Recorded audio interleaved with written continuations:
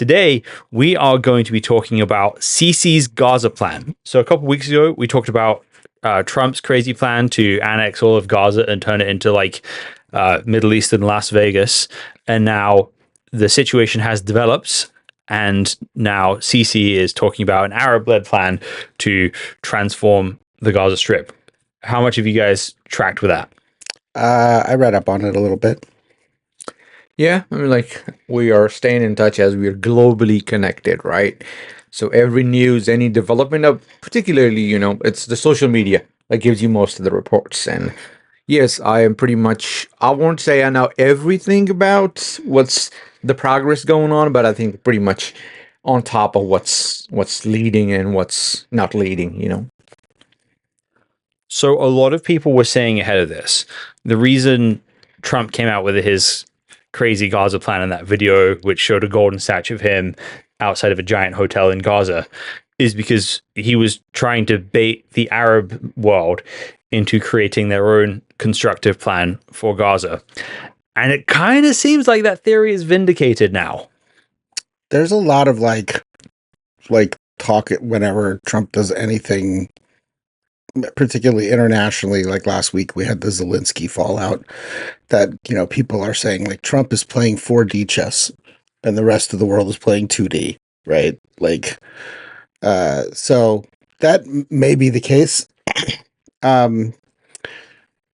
It's, part of me just wants to go to like the Gaza Riviera and sing Copacabana or something like that. But, I think we all know that that's a plan that won't work. So this plan is a little bit, I don't know if it's more grounded in reality. Because I'm not sure how it actually deals with Hamas. Like everything I was reading just kind of was like jumping around the issue of, the PLO will be involved and there will be, a group of technocrats who will be overseeing this thing, like essentially like a committee, leadership by committee or whatever. First of all, doesn't work. Not in the Middle East anyway. Her name is Layla. She was a showgirl with a cafe in her hair and a hijab down to there. Did you do that? She'd do the dabka and do the cha-cha. Did you do that like right on the spot? Yeah. My man, that was... You got a gift. I don't know what you guys talking about. It's Copacabana, man. Come on. Well, Layla tried to be a star. Tamir always tended bar. Oh my gosh. Yeah, I think there is another aspect which is more serious and which I think need more attention. First of all, I think Trump's followers are just ignoring some ground facts and just going with, oh, what a magnificent leader he is. Every single move he makes is a deal. But this is not reality. Some of his moves are aggressive, and that leads to the process where a lot of world leaders think that this crazy man can do anything. Right? So better not leave things on him completely. Better stand up. So yeah, this is one point. Another point, I think when this Arab League come up with a plan for Gaza, I think there is a trust issue. This is not happening. Do you think, I ask any person in here that how can you allow Arabs, right, to rebuild Gaza when you know that this could really enforce Hamas, make it more powerful, right? So there is definite trust issue. How are you going to address those problems? First of all, that is the question on the table. If you get over that, yes, I can see that Arab League is coming into play. If not, Yeah. I don't think this... My this first reaction totally was like, yeah, the Arab League. They're so effective in all of the things that they've ever undertaken, right? Like the Arab states show so much solidarity, solidarity. right? Like, you have a group of people who are they come together, and I don't want to say their intentions are bad. Maybe their intentions are good, but I can't point to one thing in the past like 30 or 40 years that I look at and go, you know what? Thank God the Arab League did that, right? Like, thank God the Arab League took the lead in this or that. So what I can say here is that, say what you want about Saudi and the UAE, they actually know how to build things.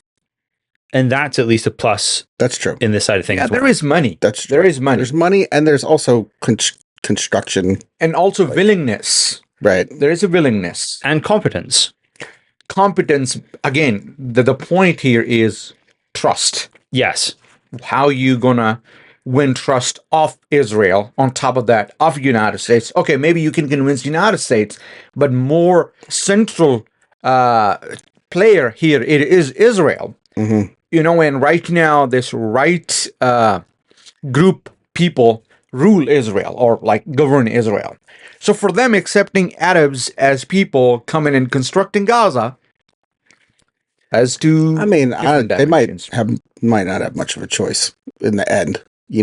I kind of look at it like there are three plans on the table, and the first plan is the first one that was proposed was the Trump plan, and then the third plan, the second plan is this plan, right? So I'm not necessarily going in order in chronology. I'm just going in order of like maybe viability, but then I would switch, right? Like Trump plan, put that second. And then the third plan, which no one will want, is Israel reabsorbs Gaza and starts doing like a path to citizenship for Palestinians. So they get voting rights, they get passports, they get the whole thing. And then instead of 1.6 million Arabs that are already living in Israel, you have, I think there's like 1.2. I can't. About 2 million people. About 2 million. So now you have a minority in Israel of 4 million people. But that's not what Israel wants. I don't think Israel wants that. I don't think anyone actually wants that. Like the Palestinians don't want it. But in my mind, so back in the handover in 2005, there was discussion of this, right? Like if we go with the two-state solution, we stand the chance of being attacked because it was coming after the 2001 Intifada, right? Mm-hmm. So there was a whole bunch of like tension about actually handing it over, and we like the accusations on both sides of nobody's negotiating in good faith or whatever, right? But Sharon did it. He just said it was going to happen, and it happened. So you look at the plan. People back then were like, well, what if we just absorbed them? What if we just made them essentially Israelis? Like, Nas. Mm-hmm. Nas Daily. Yeah, Nas Daily. I mean, I watched his video, and he didn't actually come out and say that, but he gave those vibes on one of his video. Like, look, we can all live here. I'm Palestinian. I have an Israeli passport. We can all live here, and we can all like prosper together. I think the problem with that is Iran. Like, no matter what the solution the Arab League comes up with, Iran is never going to be like malevolent. I'm sorry, but not malevolent. The other one, Benevolent, right? But Iran is never going to be benevolent. Iran has its stated goals, right? And there are groups that want those stated goals. So I think the problem and the barrier to peace is no matter who is in charge of reconstruction, right?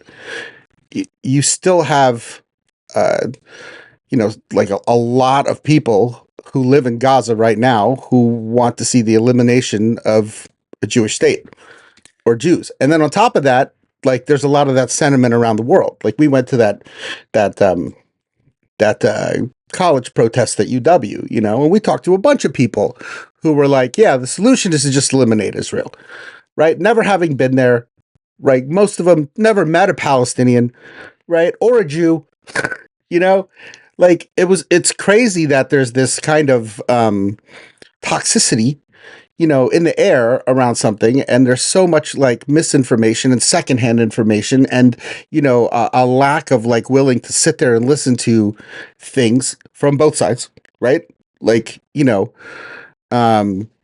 where the argument totally boils down to is, well, they attacked us and we're attacking them. And then I just said that, but that could really be anyone saying that. It could be Palestinian or Jew saying. Yeah, I think there is one other thing that I think needs our attention, and that is two-state solution, right? But before going to two-state solution, I would explain why there is a difference between Jews and Israel as a country.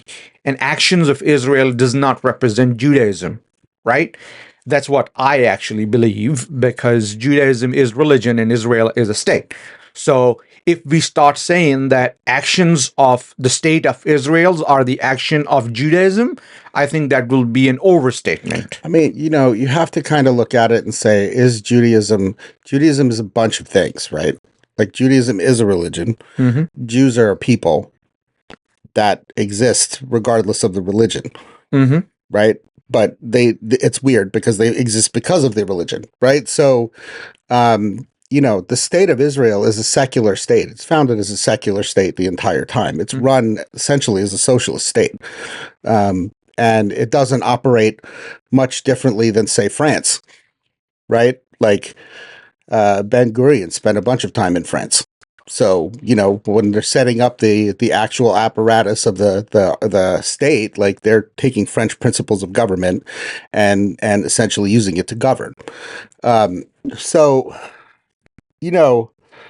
I think the thing you have to keep in mind is, this is a very old joke, right? Like two Jews, three opinions. You know what I mean? It's like two Jews, three opinions. One Jew will say this and the other Jew will say, well, it could be this way or it could be this way, right? And next thing you know, you have a whole country of people who are walking around and I have watched videos of people who were saying, like, before this, I was left wing. I was completely left wing. I wanted peace. We sang songs of peace. When I was a kid, they promised us peace. And then I'm 50 years old now. We don't have peace, right? Yeah. So after, what happened there, and the move by like October 7th, I think that it just, I mean, we've been on this show saying it, it changed everything, right? I think my general sense of this current plan and the sort of milieu behind it is that this currently represents the best chance there is for lasting peace at this moment in time. Sorry to interrupt you, James, but here is a thing. There is a very catchy thing here. Now, question would be, does Israel want that or not? Because now Hamas is being dismantled. Right now, is Israel intentions, I would say, is to create a two-state solution.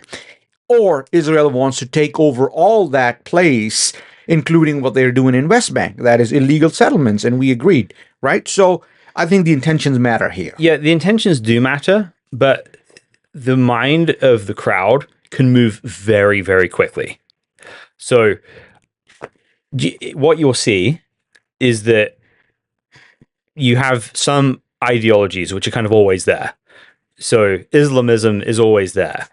The sort of settler, expansionist Jewish mentality is always there and always exists. And depending on Radical Judaism is there too. Yeah, that's what I'm talking about. Yeah. The sort of settler mentality, right? Mm-hmm. That's how I'm labeling that. Those are kind of there as constants, but the mood of the crowd will change dramatically based on external events. So after October 7th, Israel has become a great deal more cynical towards hope with the Arabs. But if you have a plausible way forward, that crowd can change very quickly as well. So what I'm saying here is there are lots of obstacles here. The trust is number one, of course. The continual operation of these ideologues is there as well. But with but the problem, but also an opportunity, is I think a lot of the politicians in this are cynical. I don't think the current government of Israel is majorly driven by idealism at this point. I don't think the Gulf states are driven by idealism, which means if you can demonstrate a way forward that makes everybody richer and more popular, that's the kind of thing that politicians love. Yes, I 100% agree, but there is a catch in it. Even in Arab world, right? When we see Arab world, every single country in Arab, yes, they do not have an ideal situations to work through, but religion plays a big part in it. Their policies have to be aligned with religion, the religious ideology of that particular country. Is that not true with Israel? No. And I would even flip the question. Then what about Hamas? Like, as much as you could say that is, I'm just taking your statement. Like, as much as you could say that there are elements in Israel, right, that don't want peace. I mean, Hamas certainly does not want peace. I mean, there's no doubt in my mind that Hamas is even a viable governing entity at this point, because they are not governing. They're just a terrorist organization, right? Like, they're not feeding their people. They're not they're not holding elections. They're not doing anything like that, right? There's no policy. It's just let's operate like a terrorist organization. Yeah. So that's the flip side of the question, right? Like, to me, is I don't see, and this is why I think a plan from the outside is so important, right? You have two people essentially locked in a death match right now, right? And one militarily has at least the upper hand. Yeah, big time, right? Big time, right? So, and you're talking about a not very big area of land either. So if they really wanted to, I mean, forget about the euphemism, they could literally turn it into a parking lot, right? So I think when you look at, the two people and the two sides that are like wrapped in it, I don't see, particularly from Hamas, like, or, Hezbollah or Iran or anything, because the three of them are linked, right? You can't just say one is one, right? You can't say like Hamas and Hezbollah and Iran are, it's like a different kind of axis of evil, Just like need links for the needs. Right. So they need each other Right. to further a common goal. So I don't really see like, I don't see like a justification for peace at this moment. I mean, I wish I did, but like, I understand, let me just say, I understand the cynicism. And then the other part is, what if, where is it coming from Hamas? And it's not. So I think this is why plans like this are so important, right? Like, even though I'm cynical about that too. Here's where I want to land this segment. There are all sorts of obstacles to making this plan work, but I would say these are the best ingredients we currently have on the table. And Christians, if this goes forward, should be doing everything they can to try and invest in the future of peace in the region. And that could mean investing in businesses. It could mean making friends, because one key ingredient in the Bible is the command to love your enemy. And people ask us a lot of the time, what does that mean? One thing it certainly means is being able to envision a world where your current enemies can be your future friends. And in the Israeli and Palestinian cultures right now, there is not a lot of that. And so you need people with outside eyes, with a vision with everybody's best interest in mind, to be involved on the ground as possible. And there's no guarantee any of this is going to work, but it certainly won't work if everyone continues being cynical. It might work if people of good faith are prepared to actually jump in and be involved on the ground.